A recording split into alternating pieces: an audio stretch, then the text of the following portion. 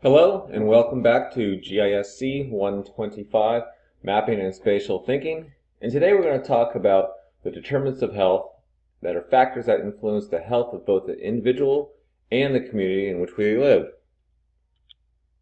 So many things affect the health of individuals and communities.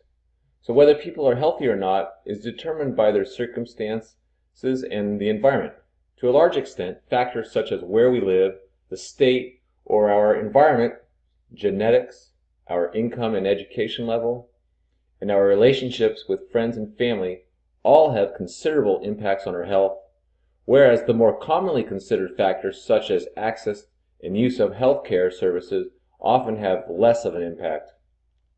So these factors are referred to as the determinants of health.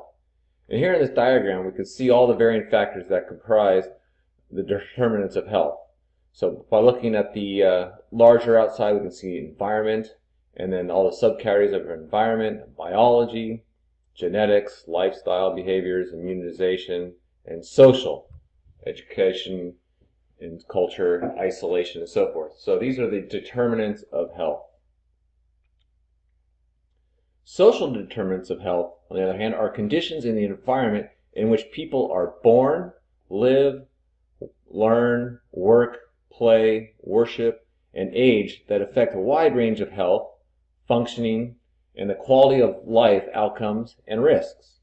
For example, economic stability includes employment, food insecurity, housing instability and poverty, while education includes early childhood education and development, enrollment in higher education, high school graduation, and language and literacy. And neighborhood and built environments include things like access to foods for supporting healthy eating patterns, safe place to exercise or play, crime and violence. And environmental conditions includes kind of qualities of schools and quality of housing. So understanding the relationship between how population groups experience a place and the impact of a place on health is fundamental to the social determinants of health. So by understanding and improving these social determinants of health, the aim is to create a social and physical environments that promote good health for all. So this chart shows the impact of the various domains in early death in the United States. It shows that shortfalls in medical care only contribute to about 10% to premature deaths. So many of us think that our health is determined by our genes or our DNA, yet this chart shows that genetic predisposition only accounts for 30% of premature death. So looking at behavior patterns, environmental exposure, and social circumstances, these factors add up to 60% and the major impact on early death in the United States. Now this chart is from an article that was published 10 years ago, but if anything, I would suspect that this chart underestimates the influence of social determinants and environmental determinants and behavioral patterns. So addressing social determinants of health is a primary approach to achieving health equity. So health equity. So health equity is when someone has the opportunity to attain their full health potential and no one is disadvantaged from achieving this potential because of their social position or other social determinant circumstances. Health equity has also been defined as the absence of systematic disparity in health between and within social groups that have different levels of underlying social advantages or disadvantages. That is, different positions in their social hierarchy. Health inequalities, differences in health status or in distribution of health determinants between different population groups. So for example, differences in minority rates between people from different social classes. So it is clear that there are social determinants of health equities because at population and individual level, poor health is linked to social and economic disadvantage. So the unequal distribution of the social and economic determinants of health, such as income, employment, education, housing, and environment, produce inequities in health. So why does this matter? Who should care? Well, good health is a key aspect of people's well-being and chances of opportunity to participate in the labor market and to benefit from economic and employment growth. So people with poor physical or mental health are less likely to work and more likely to be unemployed than people in better health. So the relationship also works the other way around. People with higher levels of education and higher income tend to be in better health and live longer than those with lower levels of education and income. Greater emphasis on public health and disease prevention, along with improved access to health services, can improve the health status and life expectancy of disadvantaged groups and also increase their employment rates and social inclusion. So we all should care. So let's take a look at how inequalities affect death in the United States. So here are some estimated deaths from 2000. So low education, 245,000 deaths. Racial segregation attributed to 176,000. You don't need to memorize these numbers. It's just for a understanding.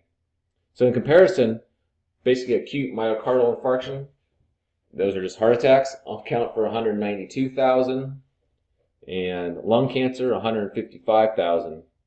So we can see that these social determinants of health greatly impact the number of deaths in the United States.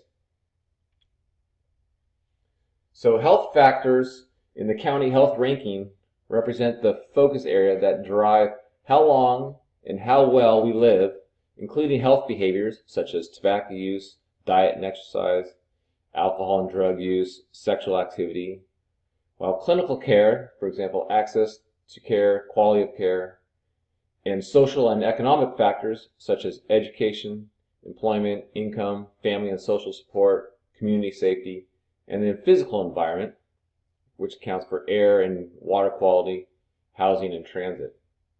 So counties that are high in color indicate better health, counties with lighter color indicate better health outcomes than counties with darker colors.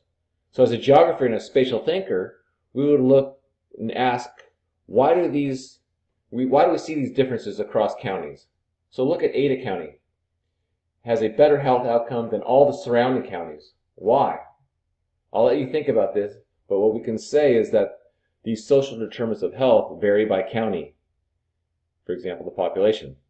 So that's why when it comes to creating an effective intervention or management strategy, it's critical to understand these factors for the county. But remember from a few lectures ago, we talked about the scale of analysis. So what we can say about the health at the county level is different than we can say at the zip code or neighborhood level. So for example, I would suspect that Garden City would rank lower than, say, the North End in Boise in health factors. But again, we also can look at Ada County is the capital, or has the capital, and in the capital we have usually better jobs, higher pay, and so forth. And we looked at Blaine County. Blaine County has some of the highest median household income, so they probably have better health outcomes, and that's indicated in this map. So this map is of North Carolina, showing a regional difference of social issues. So let's look at the bottom map. Those counties with the highest premature mortality are shown in brown. Now let's go up one and look at the middle map. This shows the percentage of uninsured. The highest percentages are shown in dark brown. These counties look very similar to patterns in the first map we looked at for premature mortality. Then let's go to the top map, which is percent poverty. So the highest counties with the percent poverty are shown in dark blue. So what we are essentially seeing here is that we are seeing the same map that we're seeing from premature mortality, and the percent poverty are occurring in the same locations. So as a partial explanation of this is the percent uninsured. So we can make lots of kind of interesting observations through maps and start thinking about these questions from a spatial perspective.